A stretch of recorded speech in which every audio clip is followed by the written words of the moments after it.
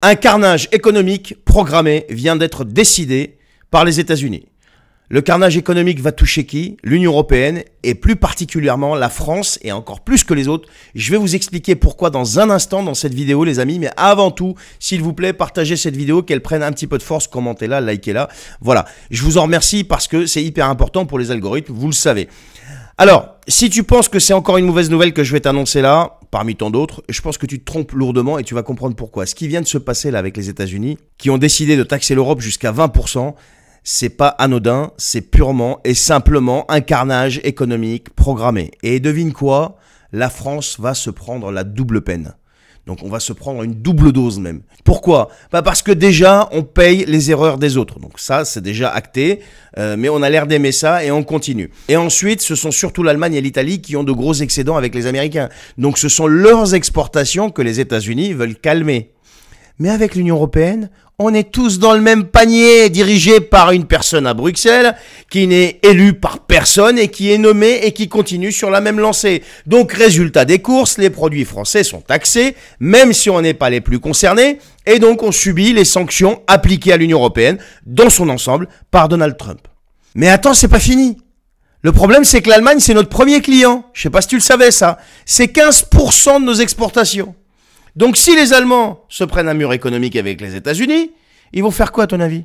Ils vont réduire leurs achats, ils vont couper leurs importations, ils vont annuler certains contrats, voire beaucoup, et donc les boîtes françaises qui travaillent avec les Allemands vont couler à leur tour. C'est pour ça que je dis que ça te concerne directement. On se prend la double claque, on subit les sanctions américaines et les retombées du ralentissement allemand, mais on ne peut pas réagir. Non, on ne peut pas réagir. Est-ce qu'on peut, à ton avis, faire un peu de patriotisme économique? Mais la réponse est non, sale facho, va. Ceux qui pensent à ça, mais vous êtes fous. Non mais, tu crois ça, toi? L'Union européenne nous interdit de riposter. Elle nous interdit de taxer les produits étrangers. Elle nous interdit de privilégier les produits français. Elle nous interdit de faire du Made in France dans les marchés publics. Même dans les cantines, tu peux pas favoriser l'agriculture locale. Et tout ça, pendant que les Américains, eux, ils ne se gênent pas. Ils font du protectionnisme à fond.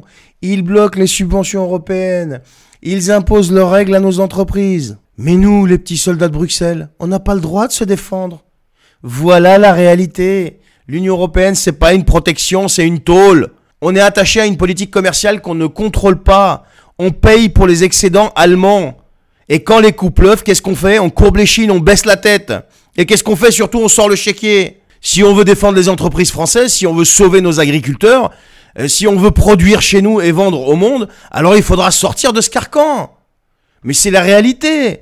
Quand il dit ça, Philippot, il a raison. Quand Asselineau, il dit ça, il a raison. Sinon, on va continuer de manger les taxes des autres et de se faire interdire de réagir. Ben ouais. Et tout ça dirigé par une seule personne qui n'est même pas élue.